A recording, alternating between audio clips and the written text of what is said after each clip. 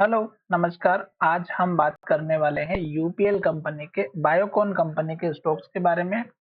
और इस स्टॉक्स में आज के दिन जो गिरावट की वजह है वो अगर आप देखेंगे तो स्टॉक्स का पुराना हाई लेवल है जिसमें इन्वर्टेड हैमर बनी थी 394 का हाई बना करके।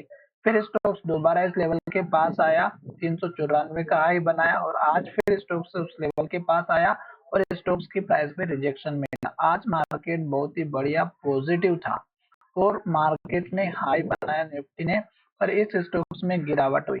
लगभग सभी स्टॉक्स में 1-2%, 5%, 3% सबने अच्छा प्रदर्शन किया, पर ये स्टॉक्स ने प्राइस को रिजेक्शन दिया और लो बनाते हुए स्टॉक्स ने क्लोजिंग दी है। अब स्टॉक्स अगर एक के बाद एक रेड कैंडल लो बनाते हुए नीचे की तरफ जाएगा तो इस कैंडल के लो का पहला सपोर्ट ले रहेगा जो 366 का है, और स्टॉक्स जब इस लेवल को तोड़ेगा तो स्टॉक्स में और गिरावट दिखाई देगी और फिर 50 डेज का जो मूविंग एवरेज है ये हमें सपोर्ट के रूप में दिखाई देगा। अगर आपको कुछ भी नहीं समझ में आता है तो केवल आप चार्ट को देखिएगा।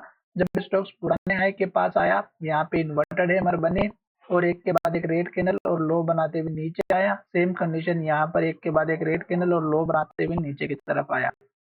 जब स्टॉक हाई बनाते हुए ऊपर की तरफ जाता है तो जब तक स्टॉक हाई बनाता है हमें स्टॉक्स में बने रहना है, और जब स्टॉक से एक के बाद एक रेड कैंडल और लो बनाता है तो हमें स्टॉक्स से दूरी बना के रखना है। अब स्टॉक्स ने यहाँ पे इन्वर्टेड हैमर कैंडल बना के ये लो बनाया था जो कि स्टॉक्स अप ट्रेंड में चल रहा था और स्टॉक्स ने इस लो के ऊपर लो बनाया था। अब स्टॉक्स ने यहाँ से प्राइस को रिजेक्ट किया है तो इस लो का पहला सपोर्ट रखता है, क्योंकि अगर स्टॉक्स इस लो को तोड़ेगा तो और भी गिरावट दिखाई दे सकती है। छोटा सा सपोर्ट इंट्राडे के हिसाब से देखें तो इस कैंडल की लो का भी रख सकते हैं 370 के आसपास का, जो यहाँ पर भी हाई बना हुआ है और यहाँ पर भी लो बना हुआ है।